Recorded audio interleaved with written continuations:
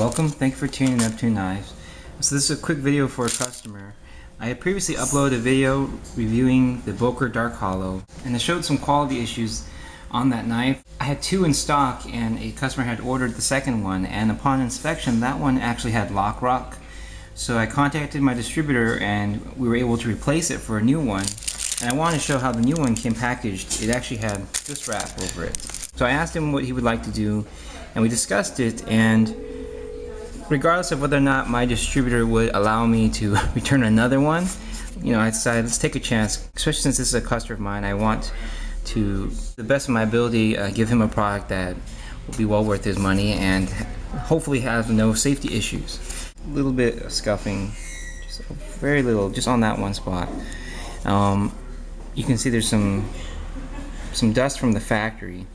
So I definitely think that when they're shipping these and producing these, they're kind of rushing it. But despite whatever cosmetic flaws, the main thing here was the lockup is strong, and there is a little movement, but there doesn't seem to be like actual lock bar, too much lock bar movement. And I think with time that should sit in. It should get better.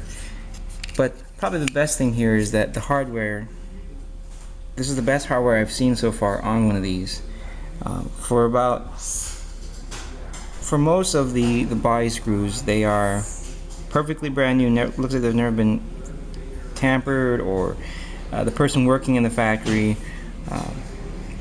did a good job. This one here, for the closest to the pivot, you can see it's machined kind of. I mean, to be honest, I think when an employee sees a screw like that, they should just throw that one away because it's so off center. But they still used it, and you can see that one has a little bit of damage to the threading, or to the Torps. In the previous macro, the knife I had, the inside of the backspacer was left rough, and it still had the kind of residual left over from water jet cutting. But here on this one, it's actually cleaned up slightly. So again, more of that inconsistency. But regardless, for I'll call him Mr. H. Here is your knife.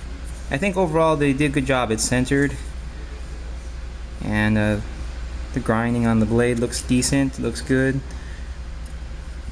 Really, this is actually quite a nice knife. It's smooth. You can still squeeze the lock bar in. I mean, everything in my review, he watched my review, and based upon the review, still purchased this knife. So that's something for people to realize, that it's important for me because I want to have a knowledge of the product, some experience with it, so I can provide feedback for any questions you guys may have. And also, I don't want to sell anything that I don't feel comfortable selling. I personally kind of question the quality of it. 3 have now I've seen in person, and there's a lack of consistency, and so it's really tough, because if you're interested in this knife, overall the actual knife itself is not bad. It's just the consistency. So I think the best thing I can say is, if you're going to buy one of these, buy it from either someone that's going to inspect it for you, or inspect it yourself. Buy it only in person. You're taking quite a big chance buying it just direct. I say never been opened, never been inspected. Hopefully the Boker Plus line, the quality control or the consistency picks up, and that would really then make these products outstanding. So the final thing I want to include in this video is, for anyone who is purchasing this knife, I would not recommend using the Torps tool that's included. If you can see here, and I'm not going to actually attempt to twist or unlock at all. I'm just going to show you. When inserted here, there is a lot of room for play. I mean, this thing it's all over the place. So if you are going to attempt to unscrew these, I can't tell you if they have Loctite. I can't tell you much about them, because the previous one, like I said, was stripped. Whatever you do, this definitely will not work. So this should just be completely forgotten, and you should look into finding one that fits well. Perhaps look at some different techniques on how to maybe Teflon tape. Sometimes I try that. I wrap this with Teflon tape and then insert it, or I put Teflon tape there and then I push down into it, which kind of helps close that gap a little bit. But regardless, this is definitely too loose, and then you will damage your screws. I sold the Carahawks. That product, I think upon holding this now, the way this one here is done, I've seen the Emerson Karambits. I had the Spyderco Carehawk.